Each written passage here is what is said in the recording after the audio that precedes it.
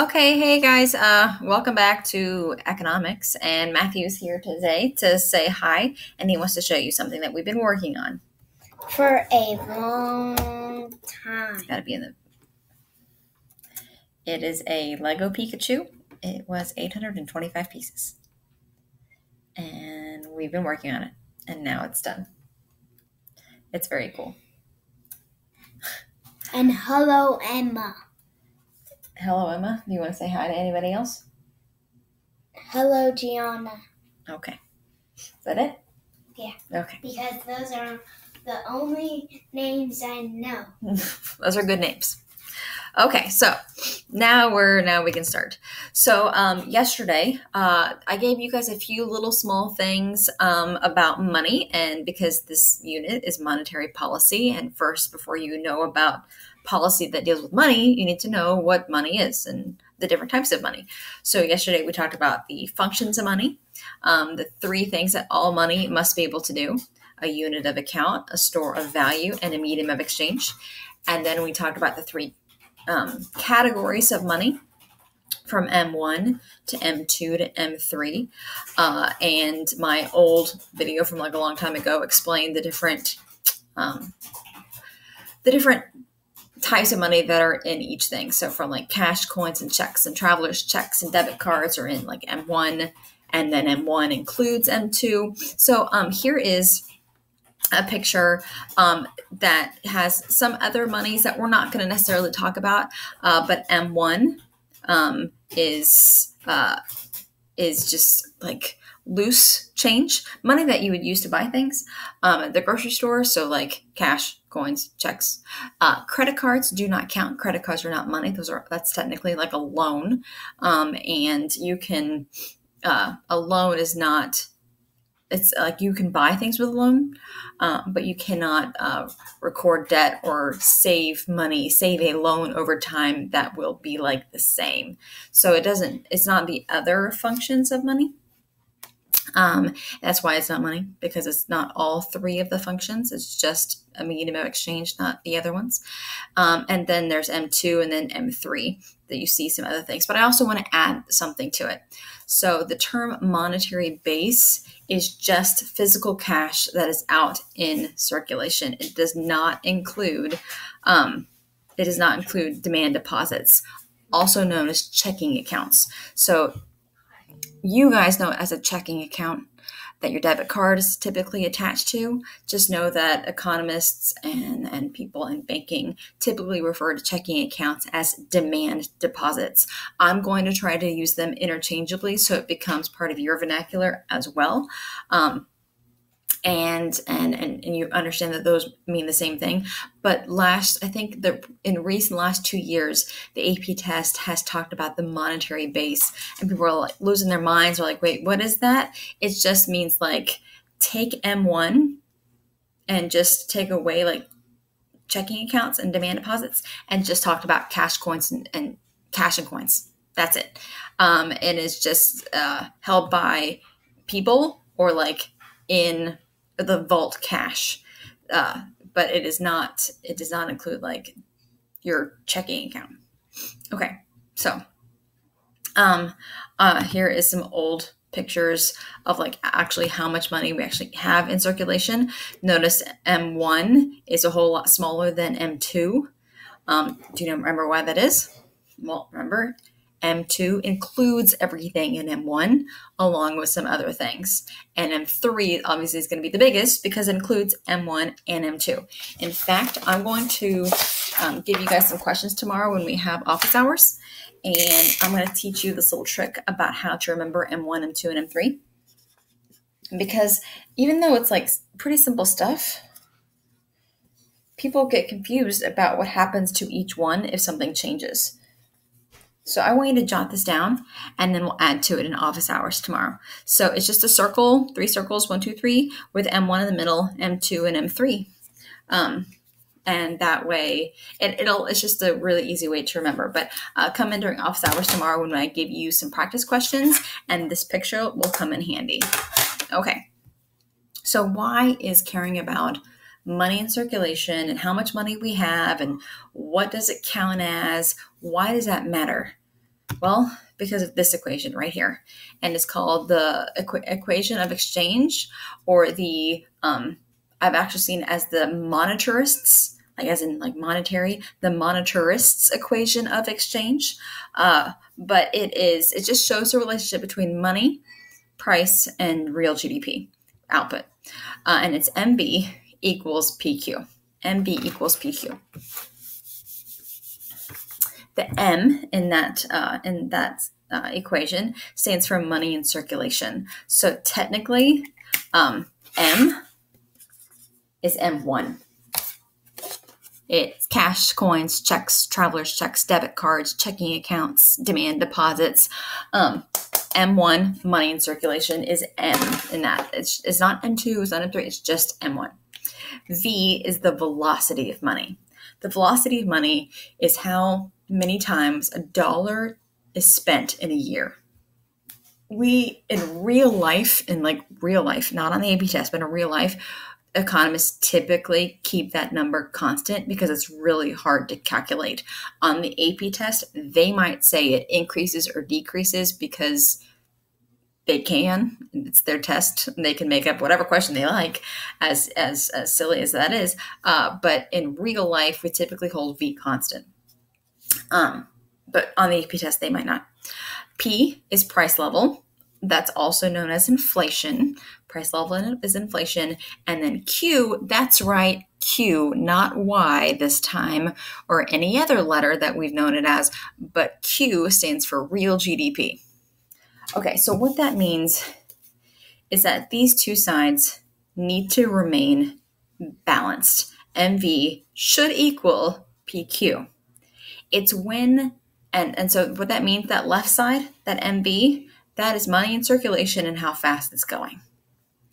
PQ is inflation with real GDP, which PQ technically, if we took real GDP and added inflation to it, do you know what that's called?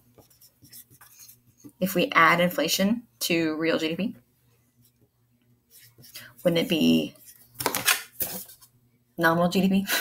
Because that's with, like, nominal has inflation in it, real does not. So if you add inflation to real, you make it nominal. So PQ just means nominal GDP, but Q itself is real. P is price level. Put them together. PQ is nominal GDP. So what does this equation mean? These two sides need to remain equal, meaning, like, let's say money and the velocity of money increases by 2%. But prices or inflation to real GDP, PQ, remains the same. It doesn't change. And now this side of the equation is larger than this side. Do you know what that would be if we have more money than the economy is actually growing? That's inflation. So when these two sides are equal, that is when there's no inflation. It's when one side grows bigger than the other that we're going to have inflation and deflation. And so MV, if it's bigger, if that side, let's just say if this side is bigger, then we're going to have inflation. If the MB side is smaller than the PQ side, then we're going to have deflation, which is bad. That's an economy killer. We want them to be equal, and that's the whole point of monetary policy, because monetary policy, I'll write down the definition later, and so you can have a chance to write it down. But monetary policy is the controlling the supply of money in circulation. Like, monetary policy controls the left-hand side of the equation. The right-hand side of the equation is controlled by aggregate supply and demand moving all around and shifting and finding, your boop, boop, boops. So that side is kind of like on its own. But monetary policy controls the left-hand side of that equation and can determine if there's going to be inflation or not. They're the ones that control the money in circulation, and we're going to keep, in real life, we're going to keep V constant. But they control completely, basically, the left-hand side of the equation. So they can determine if we're going to have inflation, deflation, and how much. I don't remember what this box says. let's see what I can do here. Can I increase the size of this box? You know what? I think I can change the font size. So it doesn't increase the size of the box, but it increases the size of the font. Let's do 22, see what that does. I don't think that did anything. This is, I'm going, ooh, I gotta highlight it. Oh, come on, Miss Taylor. You know how to work this. Actually, I don't. Order? No, I just want to make it bigger. I should have tried this before, but I didn't. Huh?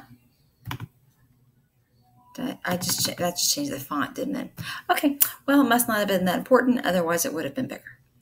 Okay, so here are some. Do I want to get into this? There's a cat outside our window. I almost want to pause this and come back because I totally want to see the cat.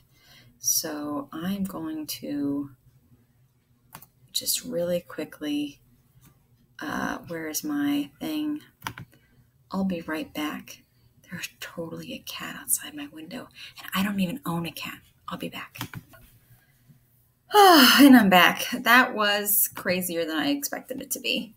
The cat ran away. The dog ran after the cat. It ran through the door and down the hall. Street, not hall.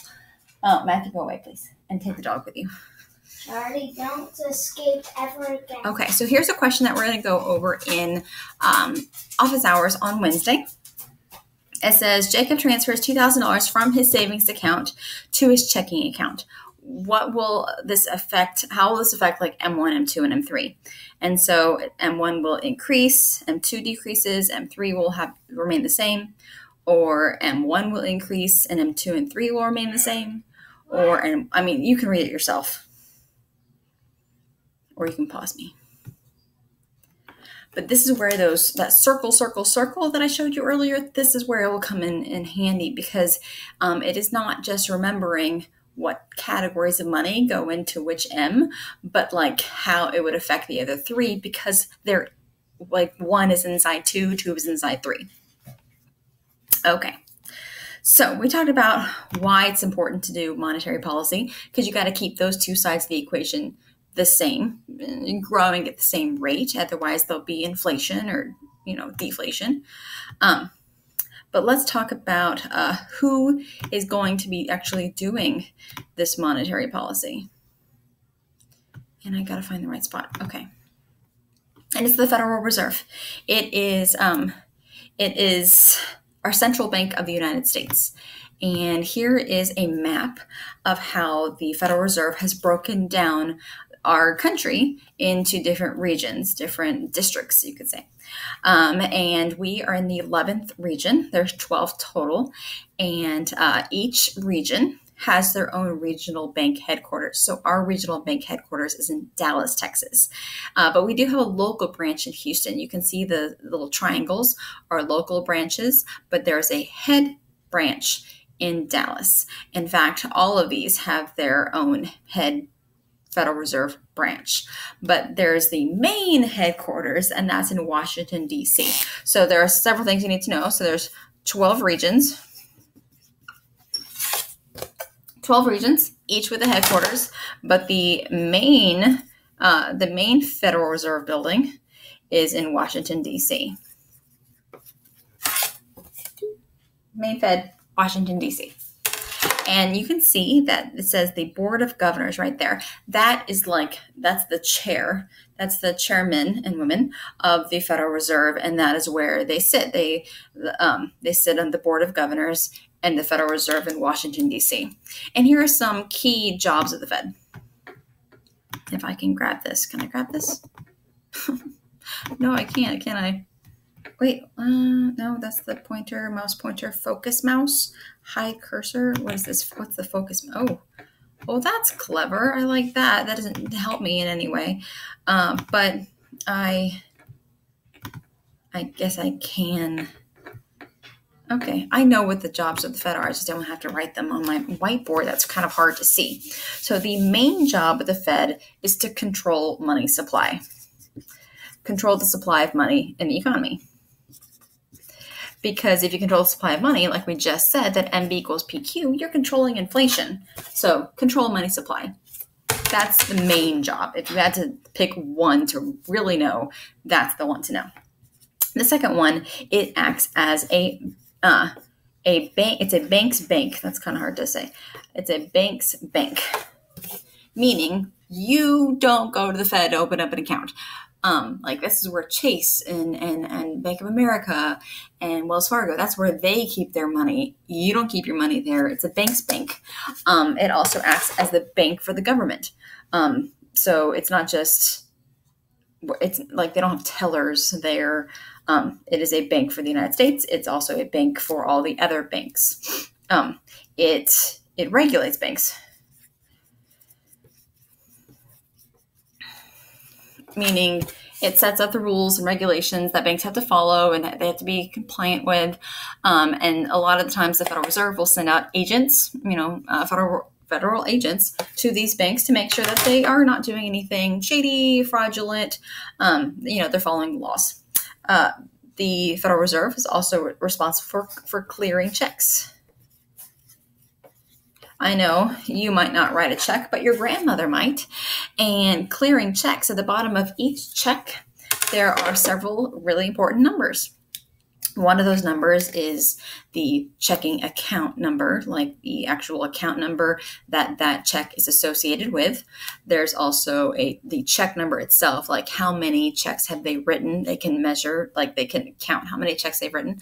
But the other one is the routing number. The routing number is a specific number of where to send this check to so it can be cleared. It can be the money can be transferred from one account to another account at a certain location, and the routing number says the location. So if anyone has seen the movie like Catch Me If You Can with Leonardo DiCaprio and Tom Hanks, it's a true story about a kid who drops out of high school and commits check fraud all around the country. He did that for several years, and he I forget exactly how much money, but millions of dollars that he stole basically by writing fraudulent checks. And what he would do, this is the 1950s, so checks are much more sophisticated now in making sure they can't be fraudulent and forged.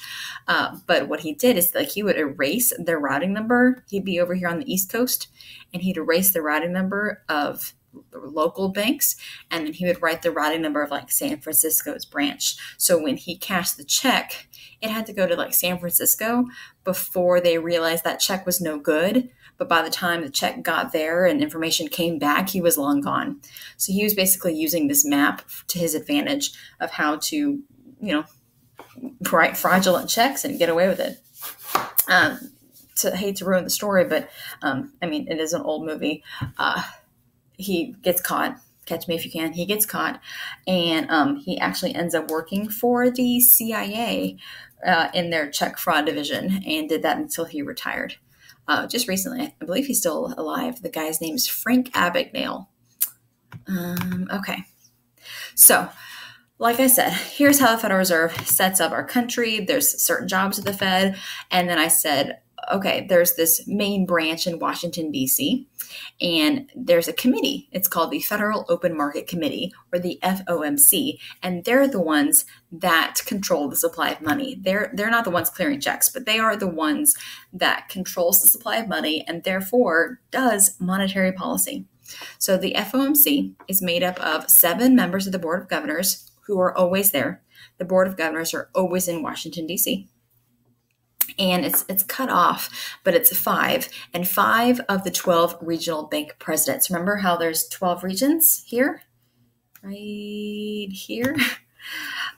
So not all 12 are going to be on the FOMC at the same time. They rotate. So it's done by region. So we're in the South Western region, and so whenever the Dallas branch is on the FOMC, probably so will the Atlanta and St. Louis branch. They'll probably all be there together. But 5 of the 12 regional bank presidents and then 7 members of the Board of Governors, they make up the Federal Open Market Committee. So the Board of Governors is like the voice of Washington, D.C. The 12 district branches are the voices of their region, and then they get together 8 times a year to conduct monetary policy. And monetary policy is the controlling of money supply in the economy to affect aggregate demand. Because if you control money supply, you control aggregate demand. And we'll bring in how those ideas are related tomorrow. Just know that if you control money and therefore you control inflation and deflation, you're basically controlling interest rates. And if you've been paying attention, interest rates make the world go round. Interest rates is like, I had a kid one day before the AP exam. They said, Ms. Taylor, I'm really ready for this test, but the only thing I don't get are interest rates. And I'm like, oh, baby, that's the whole course. Interest rates, you got to be paying attention. We've been talking about it since day one. They're a big deal. And if you control money, you control interest rates. And my God, that's controlling a lot of things. So I'm going to put these questions up on the screen. The most important function of the Federal Reserve System. See if you know what it is. We'll talk about it during office hours tomorrow. I actually want to make sure that I do talk about these in office hours tomorrow. So what I'm going to do is take a quick picture of the screen so I remember to go over that, as well as this one. Members of the Board of Governors are rarely subject to political pressure because... and I wanted to go back and get the one about M1 and M2. Let's see if I can do that. Oh, tomorrow, we're learning a new graph. Very exciting stuff. New graph. Very exciting. I'll do that one in tutoring, and this one will probably spend the most amount of time on.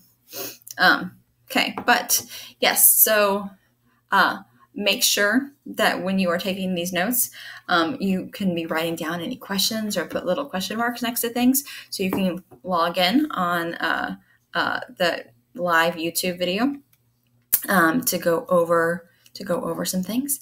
And so this is Tuesday. This is Tuesday's lesson. Wednesday, we have office hours from 10 to 11. And then after office hours, I'll be posting Wednesday's assignment, which I'll be answering questions over on Friday when we have office hours again. So Wednesday's office hours this week is what we've talked about, like the functions of money, the different types of money, the setup of the Federal Reserve, the job of the Federal Reserve, that MB equals PQ. So lots of different things, all dealing with money and the beginnings of monetary policy. But hopefully you log in. It's always a very productive and kind of fun office hours. And I will see you guys then.